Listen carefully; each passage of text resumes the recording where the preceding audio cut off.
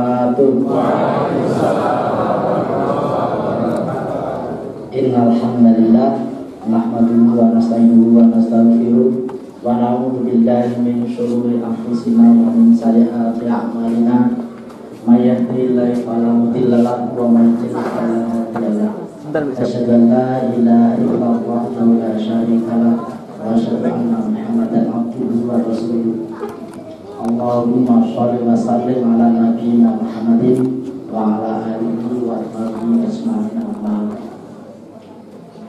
Salam para alim, para sepuh, para ustaz, para pimpinan Muhammadiyah Aisyah, ketua PJN, Pak Haji Wijiono, Bapak Ibu semuanya yang saya hormati. Alhamdulillah, walaupun terlambat nih Bapak Ibu, ketemu untuk pengajian rutin di Yayasan Sabang Muhammadiyah Bayan. Salawat dan salam kita sanjungkan kepada Rasul Muhammad sallallahu alaihi wasallam yang selalu kita masyarakatnya dan kita teladani uswah hasanah. Bapak Ibu yang hormati, tadi temanya itu tentang menyemangati perjuangan umat Islam. Kalau pesan mereka bulan Bapak Ibu Musafar maupun Muharram, Safar, bulan yang lalu kita Muharram. Bulan Muharram dalam Quran disebut sebagai bulan apa Bapak Ibu? Bulan Muharram di bulan haram. Dalam Quran hadis ada 4 bulan haram: Dzulqa'dah, Dzulhijjah, Muharram, Rajab. Dan disunahkan bulan haram. Yas'aluna 'anil syahril haram. Para sahabat bertakon kepada kanjeng Nabi tentang qitalu fihi, berperang pada bulan haram. Maka jawablah bahwa qitalu fihi kabir. Jelaskan bahwa berperang pada bulan haram adalah dosa besar. Dan haram, bulan yang diharamkan umat Islam dan umat yang lain berperang. Dan Rajab, Dzulqa'dah, Dzulhijjah, Muharram. Nah, Dzulqa'dah, Dzulhijjah, Muharram terkait haji. Tapi bulan Rajab kok bulan haram? Kenapa Bapak Ibu bulan Rajab kok masuk bulan haram? Padahal tidak ada hubungannya dengan haji. Mergo Isra Mi'raj buatan. Karena bulan haram bulan yang sudah lama di kalangan masyarakat Arab dihormati sebagai bulan mulia. Maka walaupun Islam turun, Quran tetap memuliakan bulan Rajab. Jadi banyak tradisi Arab yang kemudian dihormati oleh syariat Islam. Itulah yang kemudian Islam mudah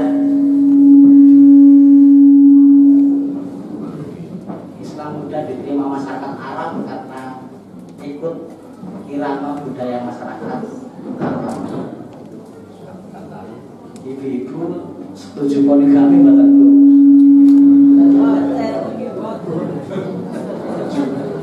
Ibu setuju poligami betul?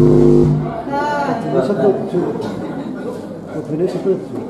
Tapi Al-Quran asal apa badan? Nah, kalau tahun bapak-bapak semangatnya anak karuan.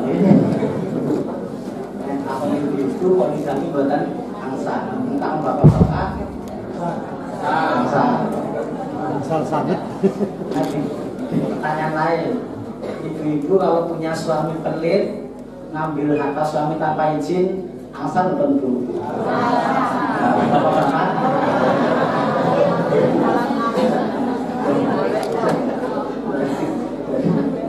apakah boleh? Sistemnya kurang memadai.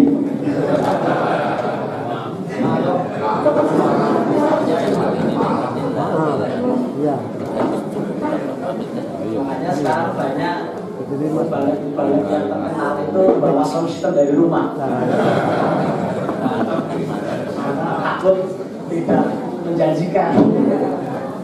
Seperti Hakim itu tidak mau speaker panitia karena nggak yakin. Iya, jadi Hakim kalau diundang itu bawa speaker apa? Bawa sound dari rumah karena tidak yakin dengan sound panitia.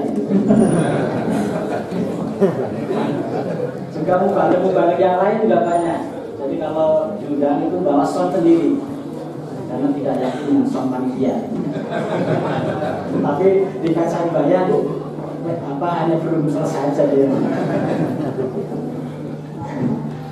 Jadi Bapak Ibu, jadi kalau ditanya bapak-bapak boleh jawabannya semangat, boleh itu tidak boleh.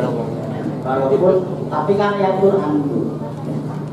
Ya pada ini, ya apa tafsir saya setuju komunikasi suami saya tidak. Itu jawaban tengah-tengah. Jadi kalau tanya sebaliknya, apakah mengambil harta suami?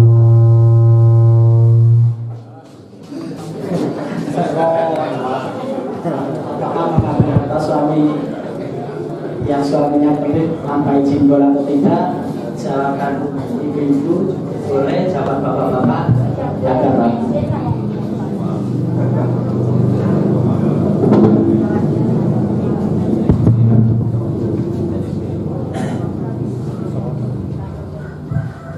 Bapak Ibu yang saya hormati,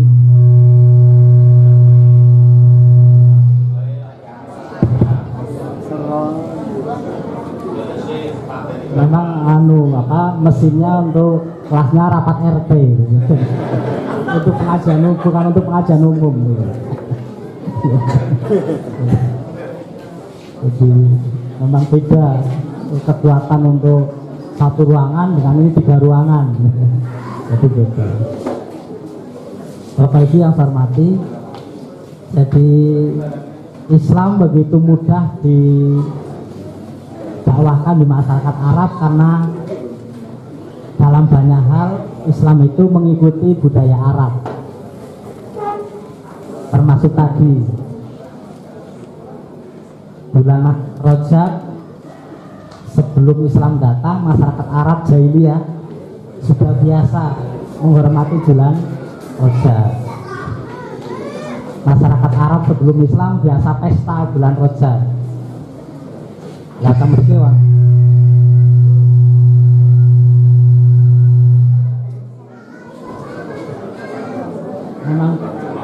Memang kapasitas mesinnya segitu Pak, kamu dipaksa. Kamu dipaksa. Kalau volumenya ditinggikan malah bingung. Karena memang kapasitas kekuatan mesinnya segitu. Pun bukan usah dipaksa-paksa. Kalau volumenya dipaksa ya bingung.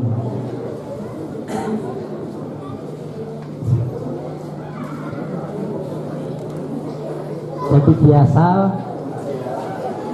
kebiasaan masyarakat Arab itu kemudian dihormati oleh Quran Bapak Ibu.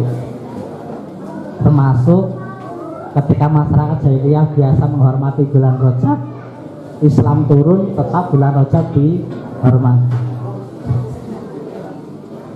Orang Arab sebelum Islam sudah biasa berpesta bulan Rajab. Begitu Islam turun, bulan Rajab tetap bulan haram, hanya pestanya dihapus. Hapus tapi tetap dihormati. Begitu sanes. Kalau tak takon Bapak Ibu, perintah puasa Ramadan turun tahun pinten? Nah, kalau tahun-tahun mungkin udah paham ya. Perintah puasa turun tahun kedua setelah hijrah. Bukan tahun 2 Hijriah, tapi tahun 2 tahun setelah hijrah baru ada perintah puasa. Kanjeng Nabi ke Mekah pinten tahun Bapak Ibu? 13 tahun. 13 tahun kemudian pindah hijrah sampai di Madinah. Setelah 2 tahun hijrah di Madinah baru dapat perintah puasa. Kalau gitu kira-kira berapa tahun jadi Rasul? 15 tahun. 15 tahun beliau jadi Rasul baru dapat perintah puasa. Lah Kanjeng Nabi di Mekah itu dereng wonten perintah puasa. Kira-kira Kanjeng Nabi puasa apa mboten?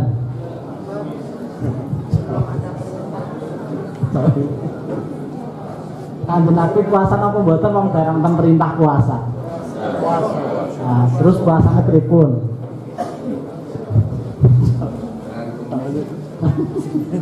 Puasanya pripun? Nah, Kanjeng Nabi biasa ikut kebiasaan masyarakat Arab. Apa puasa kebiasaan masyarakat Arab? Puasa Asyura. Puasa Asyura atau 10 bulan Muharram. Karena Asyura itu adalah artinya 10. Hari ke-10 bulan Muharram itu namanya Asyura. Masyarakat Arab sebelum Islam datang sudah biasa melakukan puasa Asyura, sehingga Nabi belum dapat perintah sholat, belum dapat perintah puasa Ramadan.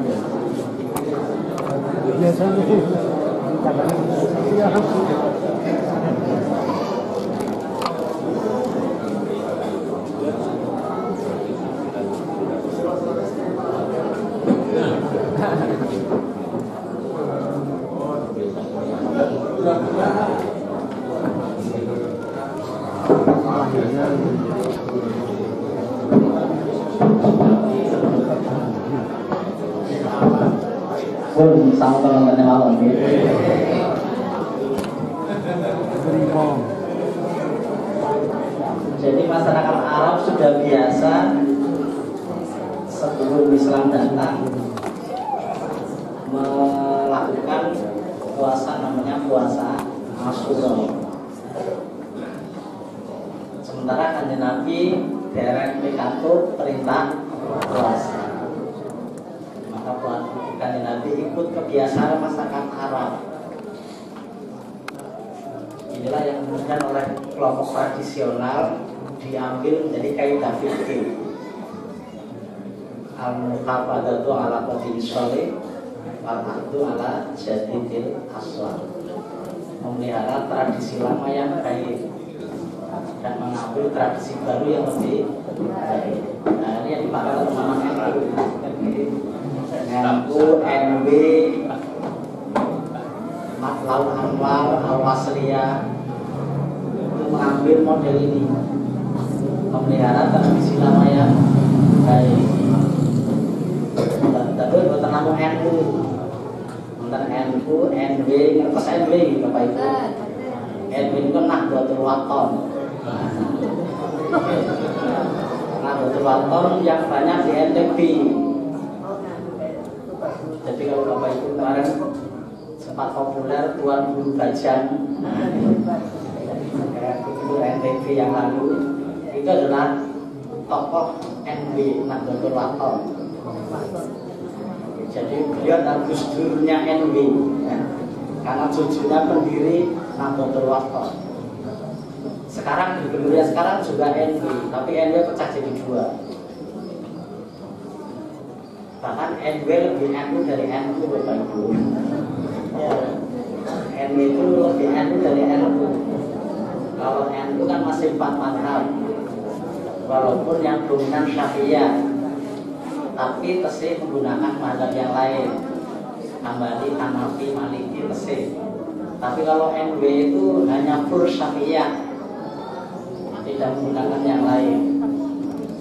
Jadi kalau kemarin Bapak Ibu pilih 20 derajat jadi presiden, nah, itu lebih NU dari Gus Dur. Ya.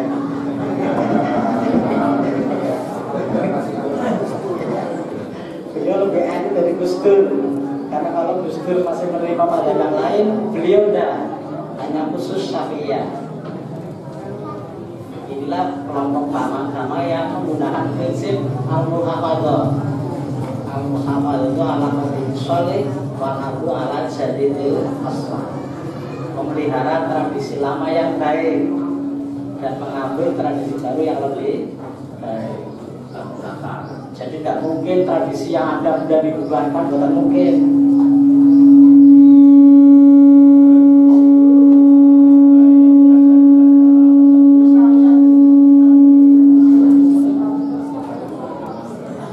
Malah justru dipelihara. Jadi dengan bukan sahabat kok malah singgung orang saya kita diono, gitu kan. Karena memang ini kaidah yang dipakai, memelihara tradisi lama yang baik. Ini namanya paham agama.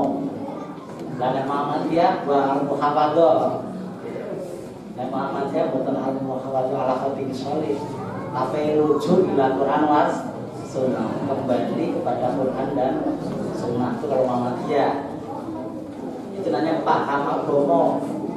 Jadi paham agama ada model puritan, ada model kultural. Puritan hanya murni kembali Quran dan sunnah. Kultural artinya Quran sunnah, kemudian mengadopsi tradisi setempat sebagai media dakwah.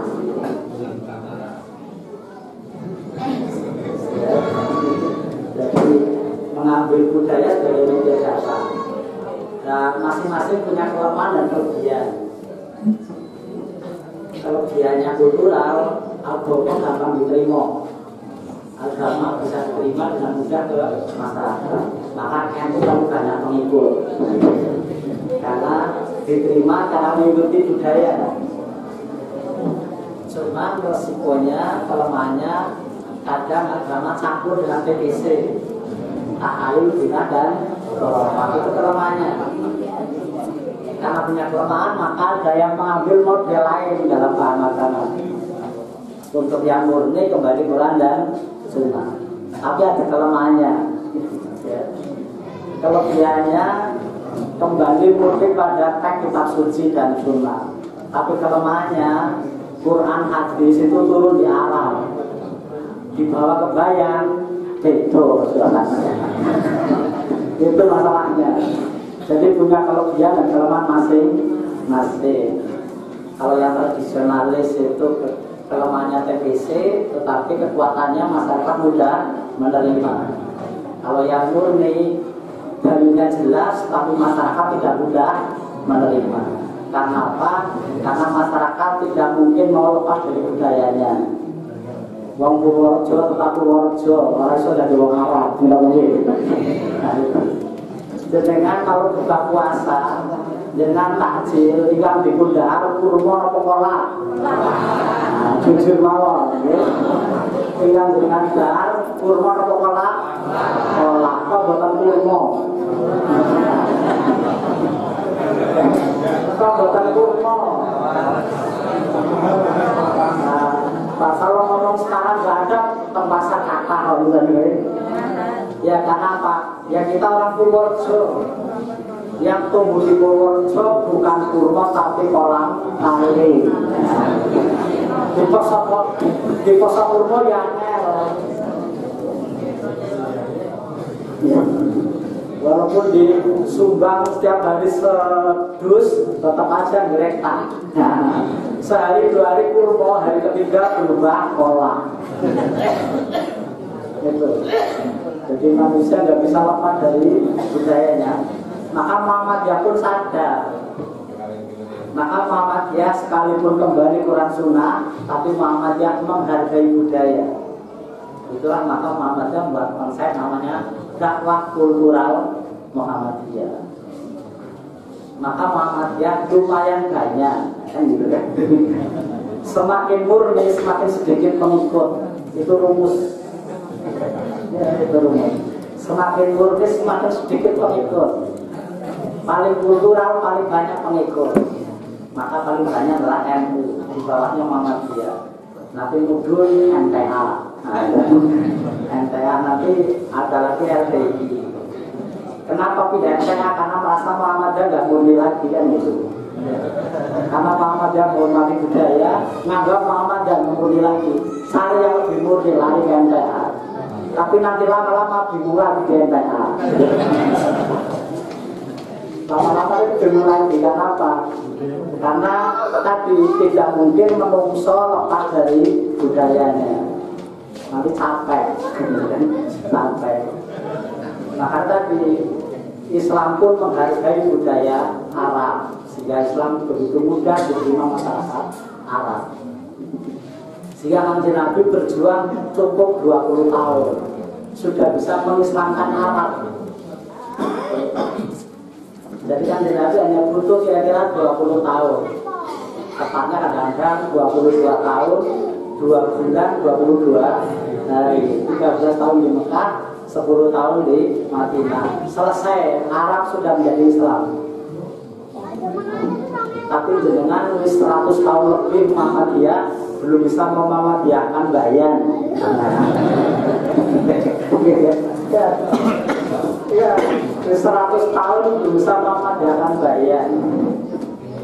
Nah, goro-goro memuhammadiyahkan bayan bisa 10% aja bagus lah ya gitu. Kenapa? Ya karena hati, kembali Quran dan hati. Sementara masyarakat tidak mungkin bisa lepas dari budaya. Tapi karena Muhammadiyah menghargai budaya, masih lumayan. Semakin murni, semakin sedikit pengikut. Mana yang benar? Wallahu a'lam bishawab. Tapi itulah namanya paham agama. Satu tradisionalis, yang satu puritan atau murni. Puritan aja nanti modelnya macam-macam. Ada yang puritan tekstual atau tapi kalau kuliahnya ya ini. Puritan aja ada model. Tetapi yang perlu Bapak Ibu pahami, semua paham agama itu mengacu pada ulama salaf. Hanya bedanya, salafnya beda-beda Bapak Ibu. NU tradisionalis, tapi dalam hal paham agama mengacu pada ulama salaf. Tapi salafnya NU beda dengan salafnya salafi. Nah, bisa ya Bapak Ibu tahu apa itu salafi. Karena sering dengar salafi.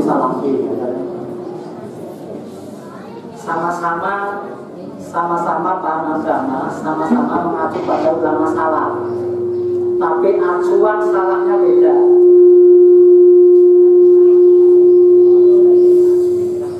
Apa sih artinya Bapak Ibu atas hukum salaf? Salaf hanya terdahulu. Jadi salafi artinya pengikut ulama terdahulu. Padahal NU ya salafi juga apalagi. Tapi kenapa beda NU dengan salafi?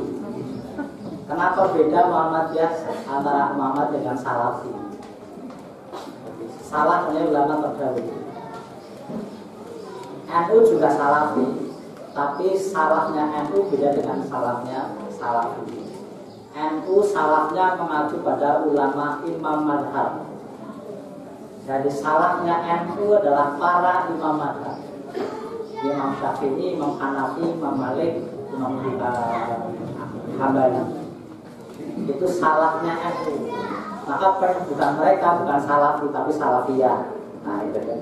Jadi dengan pondok pesantren salafiyah NU. Pondok pesantren salafi itu bukan NU. Lalu sama-sama salafi. Dan salafiyah itu mengikut ulama salaf, tapi salafnya adalah para imam madhab. Sementara yang salafi sekarang populer itu juga salaf, tapi salafnya bukan imam madhab. tapi generasi umat Islam awal pada masa khalifah, tabi'in itu salah. Maka mereka jargonnya atau apa ya namanya, semboyannya itu ihya'us sunnah, menghidupkan sunnah yang hidup pada generasi awal umat Islam dibawa ke zaman sekarang. Ya, jadi menghidupkan sunnah atas gitu Bapak itu artinya. Sunnah itu artinya kebiasaan. Sunnah itu artinya kebiasaan tradisi. Sunnah Nabi artinya kebiasaan Nabi. Sunnah Nabi artinya tradisi Nabi. Jangan diartikan sunnah dalam artian fikih. Kalau sunnah dalam artian fikih diamalkan berpahala, tidak diamalkan tidak dosa. Itu sunnah dalam pengertian fikih. Tapi sunnah dalam pengertian ilmu hadis artinya kebiasaan, tradisi. Jadi kalau salafi ya sekarang Bapak Ibu seperti banyak ketemu itu pengikut salaf, tapi salafnya adalah generasi awal umat Islam. Sehingga mereka semboyannya adalah ihya'us sunnah, menghidupkan sunnah. Sunnah-sunnah yang hidup pada generasi awal umat Islam dihidupkan kembali zaman sekarang. Maka mereka kalau sakit, pikiran pertama bukan ke rumah sakit, tapi bekam. Ya bekam. Ya, sehingga mereka bukan ke rumah sakit tapi bekam. Bajunya juga ingin meniru baju Kanjeng Nabi. Tapi itu pun Nabi bajunya ya. Mungkin mereka sekalian gamis, tapi kalau gamis kan bukan Arab ya. Gamis kan Afghanistan, Pakistan. Tapi itulah. Kalau mereka buat rumah, prosesnya mesti nggak mungkin duduk, mesti jongkok. Karena itulah yang dianggap sunnah. Tidak pernah Kanjeng Nabi BAB dengan cara duduk, mesti jongkok. Nah, cuman kira-kira Nabi jongkok itu karena sunnah atau belum ada puasa duduk kira-kira. Nah, ini namanya yang sunnah, model mereka. Sehingga sama dengan Muhammadiyah kembali Quran hadis. Tetapi apa kemudian sebenarnya sampai ngomong Muhammadiyah boten. Karena apa? Kalau mereka menghidupkan sunnah pada generasi awal di bawah zaman sekarang, kalau Muhammadiyah boten. Sama-sama ihya'us sunnah. Muhammadiyah juga ihya'us sunnah, Salafi juga ihya'us sunnah, menghidupkan sunnah. Tapi caranya beda. Bedanya di mana? Kalau Salafi itu menghidupkan apa adanya 15 abad yang lalu dibawa ke sekarang apa adanya. Kalau Kanjeng Nabi bekam, sekarang juga bekam. Muhammadiyah boten. Muhammadiyah mubah dari bekam menjadi rumah sakit. Nah, kalau bayangan Bapak Ibu kalau Kanjeng Nabi sakit sekarang, kira-kira Nabi ke bekam atau ke PKU? Itu bedanya di situ. Ya, sama-sama ihya'us sunnah, tapi cara berpikirnya beda. Kalau mereka menghidupkan apa adanya, kalau Muhammadiyah mengubah sesuai perkembangan zaman, itu bedanya. Sama-sama ihya'us sunnah, tapi Muhammadiyah menyesuaikan dengan perkembangan zaman. Kalau waktu itu Nabi memang belum ada rumah sakit, adanya bekam. Sekarang sudah ada rumah sakit, maka bekam diubah oleh Muhammadiyah menjadi rumah sakit. Mana yang benar, bekam ke rumah sakit? Ya sama benarnya lah ya, sama benar. Hanya beda model, beda cara berpikirnya. Jadi bukan masalah salah benar, tapi inilah gaya berpikir. Inilah namanya paham agama. Maka paham agama Muhammadiyah sama-sama Quran hadis, tapi beda dengan Salafi. Kalau Salafi menghidupkan apa adanya, Kalau Muhammadiyah ikut perkembangan zaman. Maka sama-sama Quran hadis, kalau mereka bekam Muhammadiyah rumah sakit. Kanjeng Nabi nate buka botol mendirikan rumah sakit. Boten nate.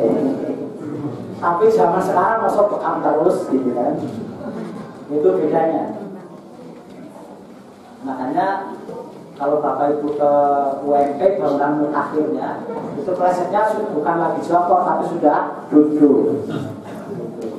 Karena tadi Kanjeng Nabi jongkok itu mergo sunnah atau karena belum ada proses duduk. Di kantor BWM itu sebagian proses masih jongkok. Itu diprotes ibu Asia, terutama yang sepuh-sepuh. Atas dia fokusnya masih jongkok katanya. Terus saya jawab itu katanya sunnah tapi capek. Nah. Sunnah tapi capek. Nah, jadi Bapak Ibu bisa membedakan nih antara Salafi dengan Muhammadiyah. Sama-sama kembali Quran Sunnah, tapi caranya beda. Ini namanya paham agama. Jika dalam agama itu ada 3 yang Bapak Ibu perlu paham. 1 ada syariat, 2 ada fikih, 3 ada budaya agama. Jadi 1 syariat, 2 fikih, 3 budaya agama. Syariat sebenarnya sami. Salafi syariahnya ya Quran hadis, NU Quran hadis, MTA Quran hadis, Muhammadiyah Quran hadis, sama. Itu syariat. Qurannya sama, hadisnya sama. Syariat nggak ada bedanya. Semua sepakat Idul Fitri 1 Syawal, nggak ada bedanya. Semua sepakat. Tidak ada satupun ulama yang berpendapat Idul Fitri 2 Syawal, nggak ada. Ya, semua ulama sepakat Idul Fitri 1 Syawal. Itu syariat namanya. Ya, semua Islam di dunia syariatnya sama. Tapi syariat belum bisa diamalkan sebelum dipahami Bapak Ibu. Syariat bisa diamalkan setelah dipahami, dipindah bahasa, diterjemahkan. Nah, ketika syariat diterjemahkan, dipahami, dijelaskan, itu namanya bukan lagi syariat, tapi fikih. Fikih artinya pemahaman. Bismillahirrahmanirrahim syariat. Tapi kalau sudah dengan menyebut nama Allah yang pengasih penyayang, itu bukan syariat, itu namanya fikih. Orang Quran mau punya dengan nama Allah, orang nggak ada. Syariat mesti bismillah, orang kelawan nyebut nama Allah, orang itu sudah terjemahan. Kalau terjemah namanya fikih. Syariatnya sama, terjemahan bisa beda. Maka umat Islam syariatnya podo, tapi fikihnya beda. Karena apa? Cara memahami berbeda.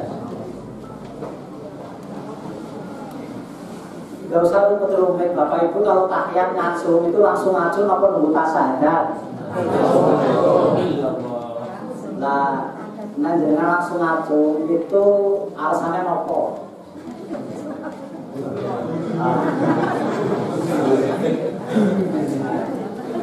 Jangan langsung ngacung itu dia Kanjeng Nabi nopo dia tarjih Muhammadiyah. Jangan langsung ngacung itu dia Kanjeng Nabi kok dia tarjih Muhammadiyah. Tarjih. Wong hadise padha. Sing dienggo NU ya hadis itu Muhammadiyah ya padha. MTA ya padha, LDI ya padha, tapi ngacungnya beda. Nggih. Hadisnya padha tapi ngacungnya beda. Hadisnya sama Bapak Ibu yang dipakai. Yang dipakai NU yaitu hadisnya Muhammadiyah juga sama. Tapi pahamnya beda. Karena Pak Muhammadiyah langsung. Sementara NU nunggu saja. Sementara LDI muter-muter. Coba. Hadisnya padha. Yang muter-muter.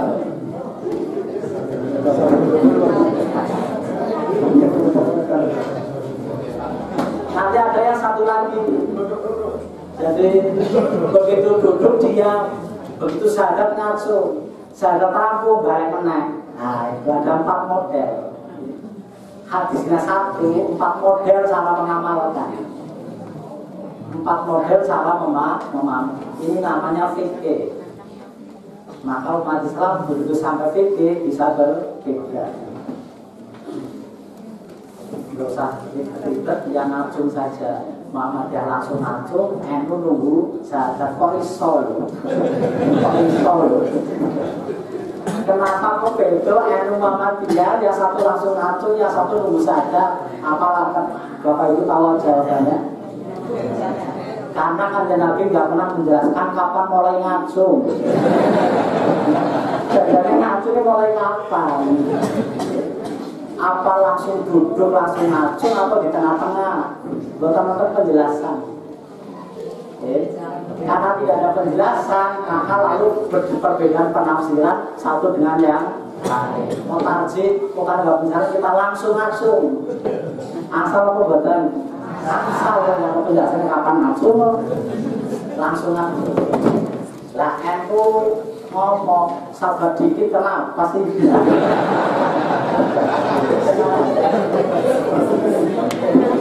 sepen amas gitu kan. Karena NU punya tafsiran lain. Apa tafsirannya? Satu kan simbol tauhid. Karena simbol tauhid maka dipaskan dengan kalimat tauhid. Asyhadu an la ilaha illallah. Itu namanya fikih, penafsiran. Sementara yang lain putar-putar. Kenapa putar-putar? Karena memahami kata menggerakkan jari. Mau menggerakkan kopi santol. Nah, menggerakkan ya terus-terusan. Maka muter terus. Boleh muter, boleh atas bawah, terserah lah ya.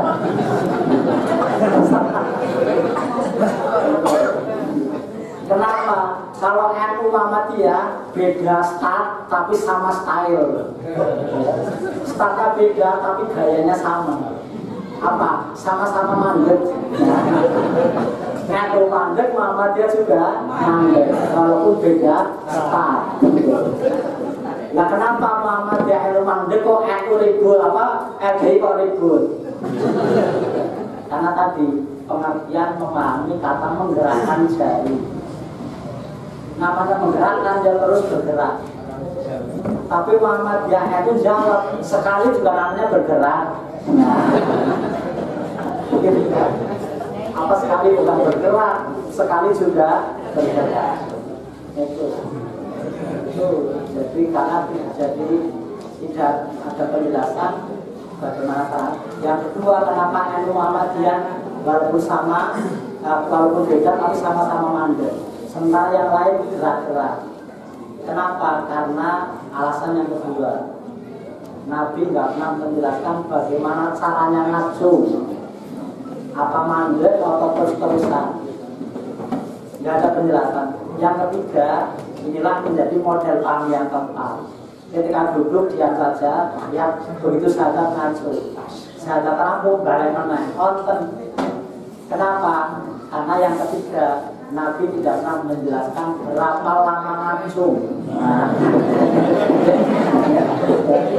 Apakah selama tahiyat atau cukup ketika syahadat?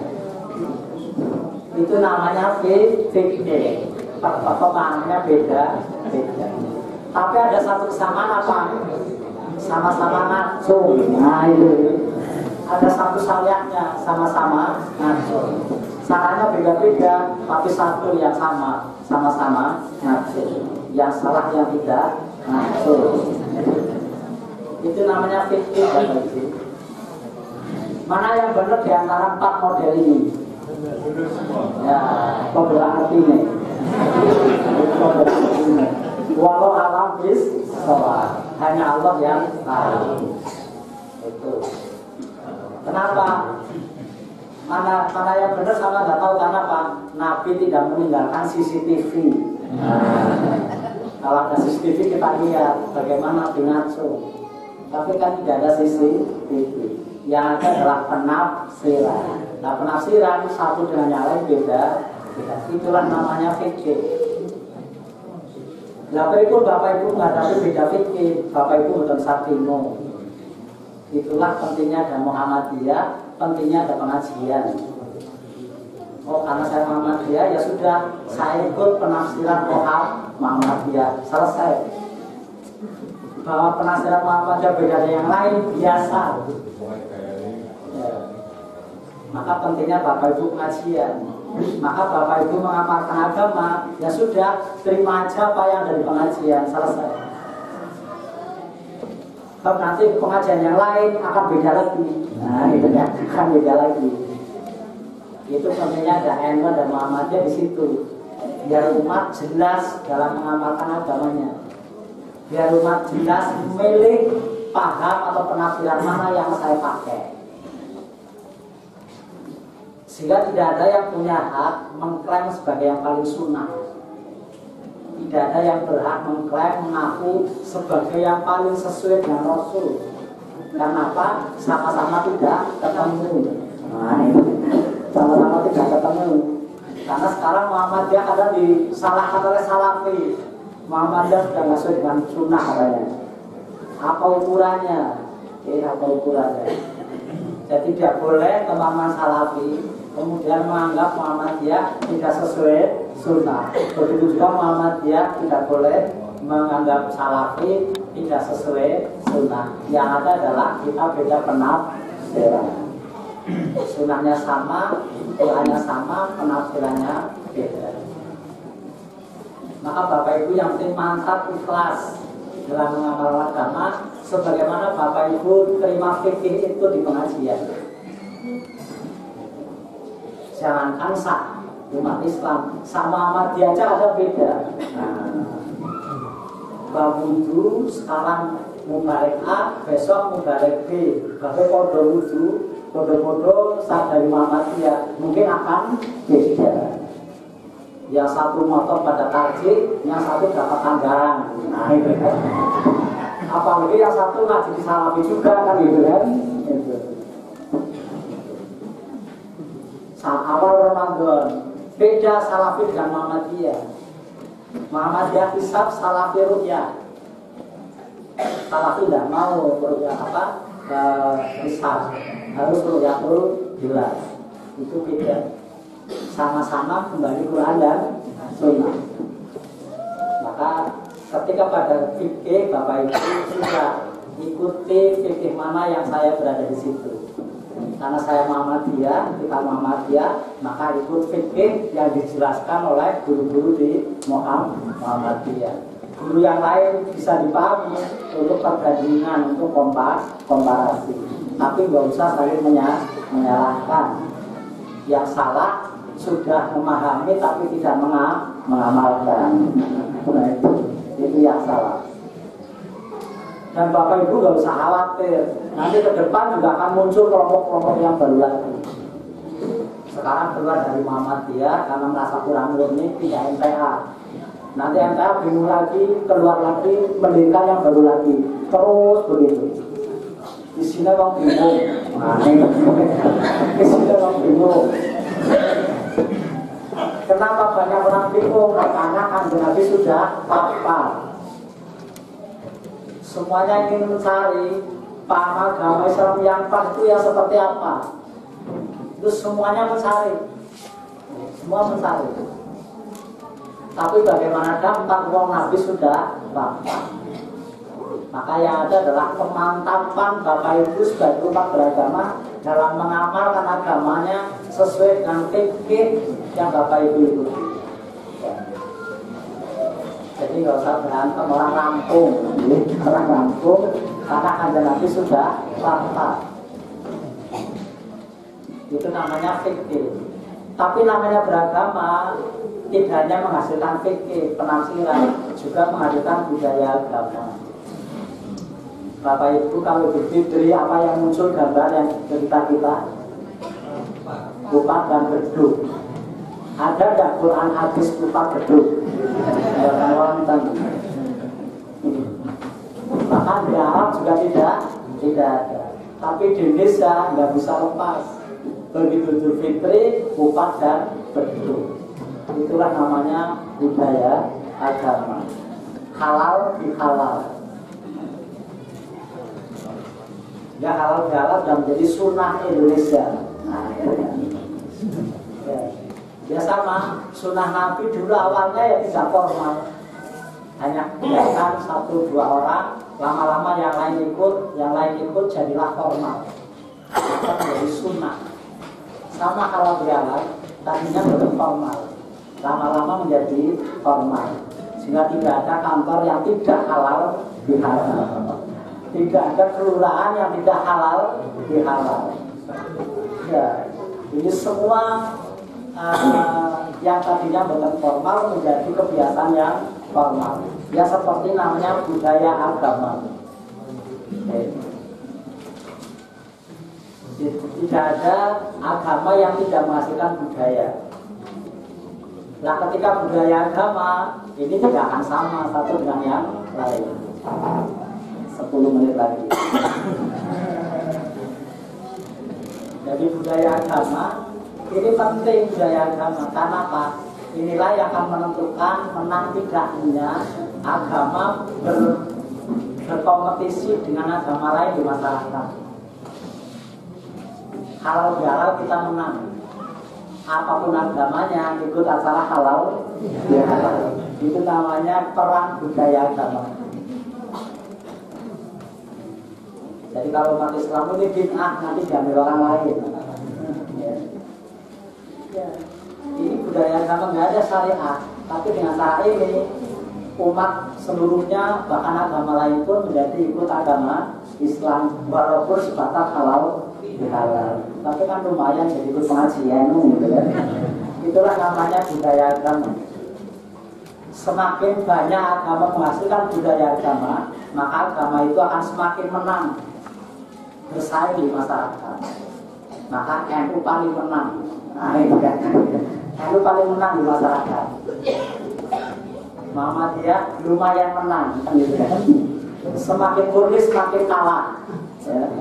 Semakin murni semakin kalah. Semakin kultural semakin menang. Ini namanya budaya agama. Kenapa ada Kupat dan ada Beduk? Karena dakwah Islam di Indonesia dari awal tidak pernah melalui penaklukan. Yang ada adalah dengan cara budaya menyatunya juru dakwah dengan masyarakat. Lah alat untuk menyatukan juru dakwah dengan masyarakat itu 2. 1 makanan, 2 kesenian. Ya. Jadi paling ampuh untuk mengumpulkan masyarakat ya kesenian. Brang-breng nanti masyarakat kumpul. Nah kok kumpul orang Arab kayak maem. Nah ini. Kalau udah kumpul kayak maem baru diseramai. Ya. Jadi itulah agama. Alatnya di Jawa, Nusantara 2. 1 kesenian, 2 makanan. Maka simbolnya Beduk dan Kupat. Kupat simbol makanan, Beduk simbol kesenian. Saya penelitian beberapa tempat Muhammadiyah berkembang di desa. Ada namanya kelompok, ranting kelompok di Brebes. Itu bukan sekedar desa, tapi pelosok. Nah itu di tengah-tengah hutan. Tapi Muhammadiyah 70% di desa itu. Katanya, kok bisa di tengah hutan pada Muhammadiyah? Dia gimana cara mengembangkan awal? Maka hasil kami dulu mengembangkan Muhammadiyah dengan cara memainkan musik Melayu. Nah, jadi gambutang ternyata ya. Jadi saya tiap malam main musik Melayu. Lama-lama orang kumpul, kemudian kita bentuk jadi Muhammadiyah. Lagi-lagi musik. Maka Kiai Madahlan ketika ditanya apa itu agama, Kiai nggak bisa jawab, langsung dijawab dengan biola. Nah itu kan, itulah agama. Karena agama nggak bisa dipikirkan, tapi bisa dirasakan. Jadi agama kadang tidak bisa dipikirkan, tapi bisa dirasakan. Maka beliau nggak bisa menjelaskan apa itu agama, tapi langsung main biola. Kemudian zaman ditanya itulah agama, biola. Nah itu kan. Makanya tidak ada pengertian agama yang disepakati semua orang. Bapak Ibu ingat perdebatan antara Pak Menteri Agama, Pak H.M. Rosyidi, dengan pengikut tokoh kebatinan namanya Pak Rahmat Subagio. Debat apa itu agama, nggak ketemu. Rahmat Subagio sebagai wakil kebatinan punya definisi sendiri, Pak Menteri Agama punya definisi sendiri, nggak ketemu. Padahal ini penting nanti. Pentingnya di mana? Posisi kebatinan itu ada di mana? Agama atau budaya? Akhirnya nggak ketemu. Keputusan akhir di mana? Keputusan akhir di Senayan. Keputusan akhir di Senayan. Maksudnya di ruang sidang DPR. DPR akhirnya yang memutuskan bahwa kebatinan adalah bukan agama tapi budaya. Itu yang memutuskan adalah bukan ulama, politik. Anggota dewan yang memutuskan. Akhirnya kebatinan masuk Departemen Kebudayaan, tidak masuk Departemen Agama. Tapi definisi agama bukan ketemu. Keputusannya DPR. Makanya penting DPR. Maka Bapak Ibu besok tolong didukung di Yayasan ini. Karena apa penting? Berjuang di politik itu penting. Bahkan politik keputusannya mengikat. Kalau agama buatan bapak-bapak ini ada saya dimakan di Waisom Solong Sholat. Jangan ada 5 kali sehari. Gak bisa mesolong ke masjid, bukan sakit. Tapi jangan dipanggil polisi 3 kali ya datang jemput paksa dengan Pamir Rais orang nolak kok. Pamir Rais orang nolak. Pertama apa kok tidak lalu, tapi yang kedua nggak bisa menolak. Sampai 3 kali nggak datang, nggak akan disebut paksa, tambah isin. Ya, itu bedanya. Agama nggak bisa maksa, tapi politik bisa memaksa. Polisi, hakim, jaksa itu hanya pelaksana undang-undang. Yang membuat undang-undang adalah anggota dewan. Maka penting. Jadi Bapak Ibu yang merasa orang baik, tolong milih yang anggota dewan yang baik. Kalau Bapak Ibu nggak mau milih, jangan salahkan. Kalau anggota dewan yang jadi orang yang tidak baik, karena yang baik-baik tidak ikut memilih. Itu penting. Makanya Nabi di Mekah berjuang 13 tahun hampir tidak dapat pengikut, kecuali hanya sangat sedikit. Kenapa? Karena Nabi di Mekah tidak dapat dukungan politik.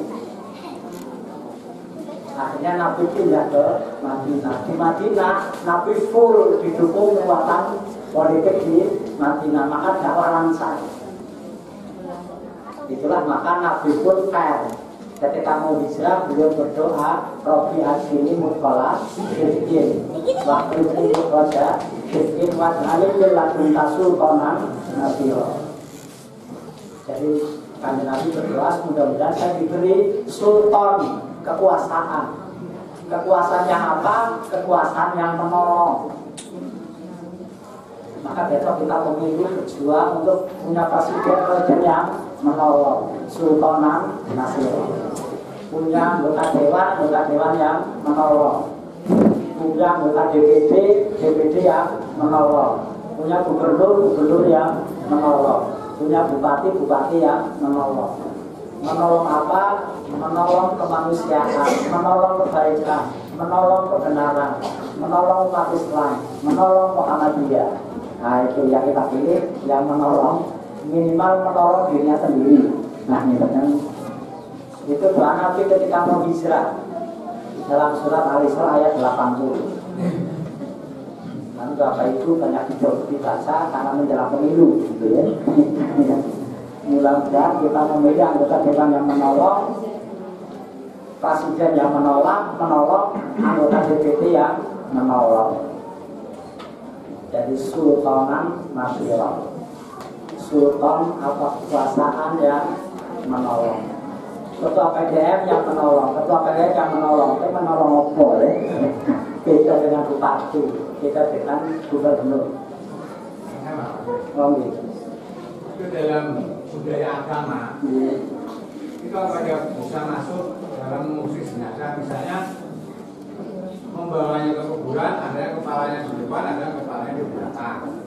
Dengan pula mensolati, ada yang kepalanya di utara, ada yang kepalanya di selatan.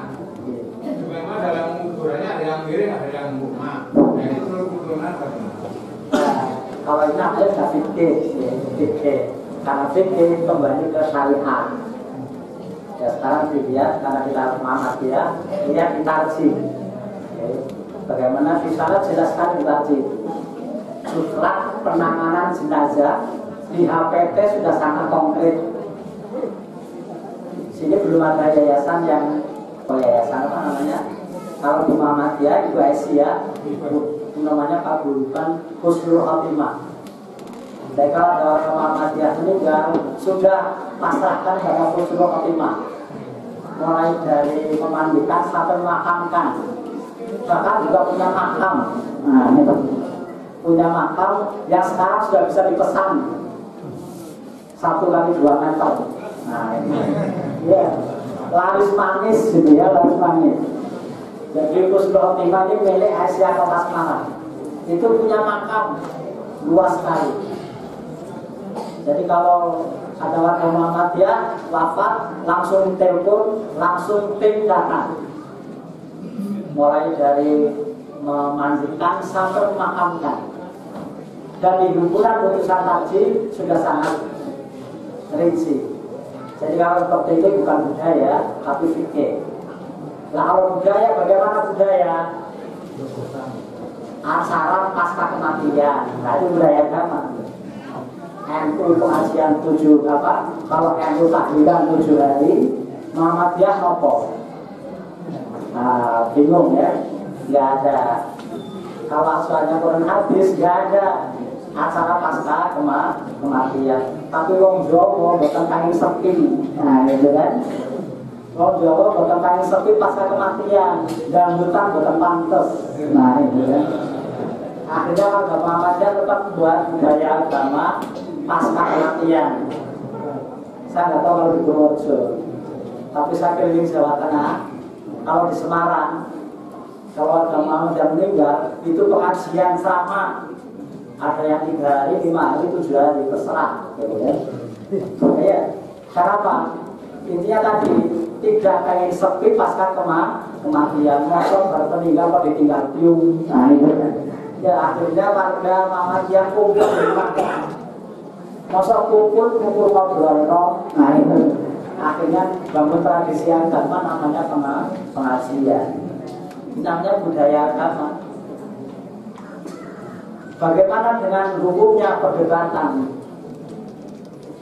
Pakai dalil-dalil umum. Nawilu manazilakum bisolah wa tilawatil Quran.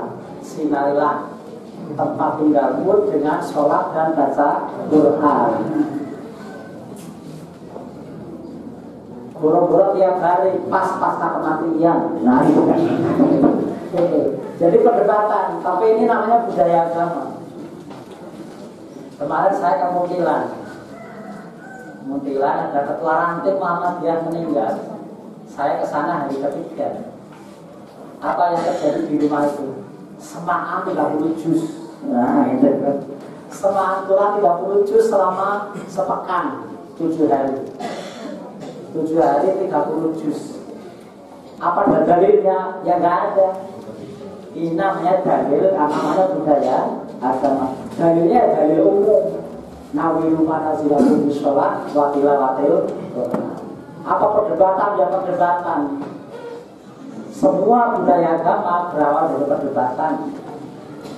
Kalau dialog perdebatan, ada warga Muhammadiyah nggak mau kalau dialog. Kata saya kan Nabi bukan nate kalau dihalal.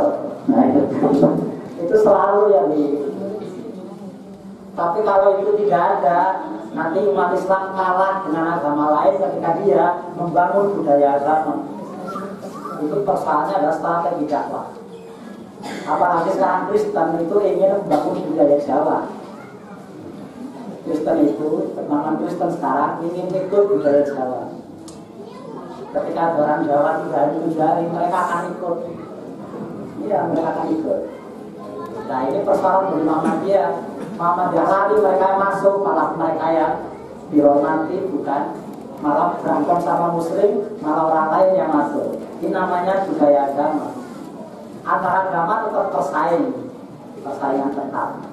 Ini adalah persoalan strategi dakwah. Maka sekali lagi saya datang di Purworejo pas kematian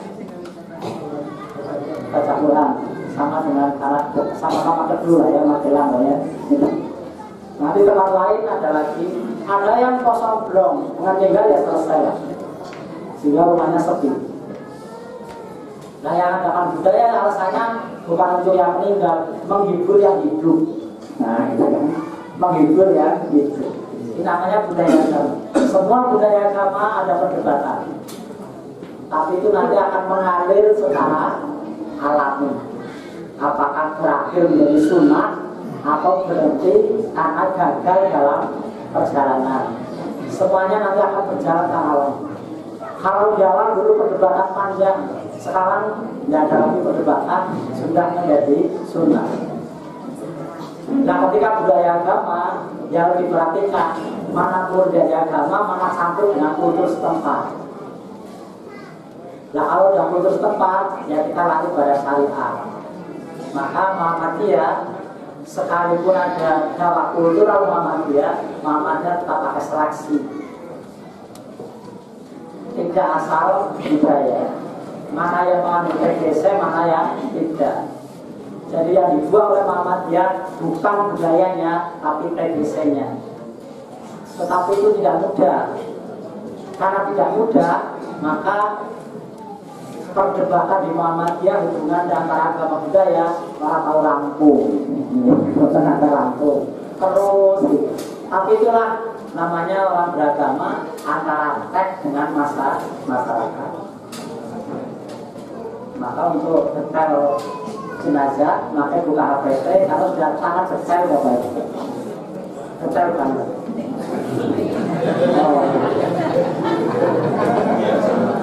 Oh masih ada macam lagi ya? Oh Pak Ibu mau bertanya. Bapak Ibu yang hormati, itu sekedar pencerahan yang Bapak Ibu atau yang saya sampaikan kepada Bapak Ibu, mudah-mudahan bisa memahami fenomena orang beragama. Ini penting biar Bapak Ibu bisa melihat masyarakat ketika satu dengan yang lain berbeda-beda. Dan seiring waktu muncul gerakan-gerakan yang baru, Bapak Ibu bisa memahami. Maaf, kurang yang maaf. Assalamualaikum warahmatullahi wabarakatuh.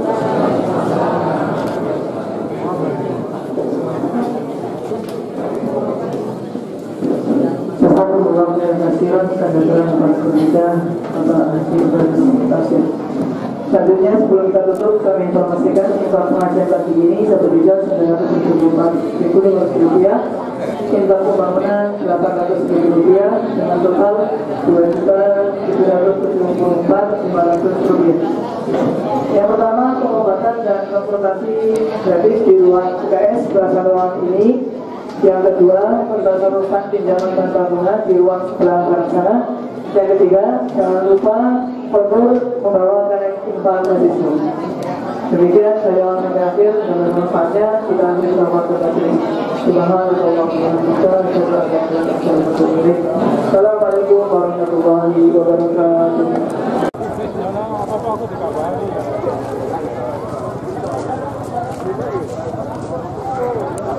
Ini keluar ini Pak.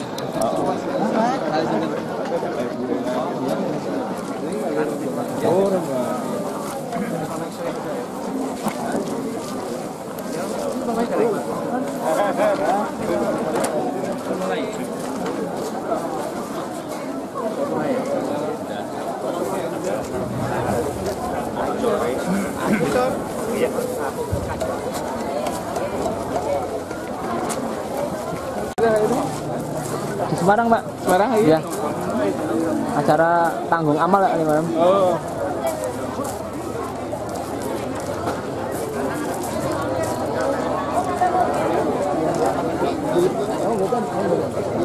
Bapak istirahat. Bapak